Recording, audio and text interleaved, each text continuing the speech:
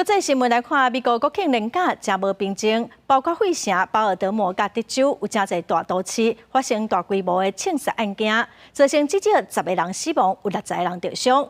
专家嘛指出讲，美国特当的国庆假期是发生枪案的高峰期，尤其是疫情以来美国有枪的民众愈来愈多，所以枪杀案嘛增加不少。 芝加哥高地公园初时举行追悼仪式，纪念2022年国庆日这天枪击案的7个罹难者。类似的悲剧事件今年有更较严重的趋势。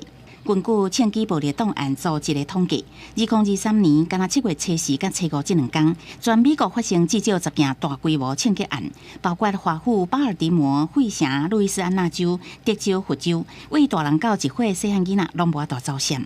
专家分析，连续4天长假，室外活动增加，国家疫情了后，有枪的人有较侪，这拢是造成枪击案增加的原因。Well, most large gatherings don't have police protection.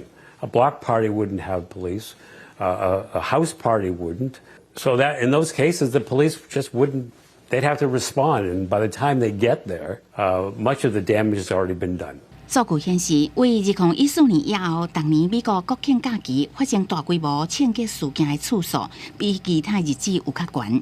尤其集中在7月初4这天，美国2023年以来已经发生超过357件大规模枪击案。这原来凸显社会充满种族甲文化的对立，也加对政府更较无信任。枪击管制这个老问题，搁再引起关心。Arming teachers is not the answer. Banning assault weapons and high-capacity magazines, extensive background checks, they're part of the answer.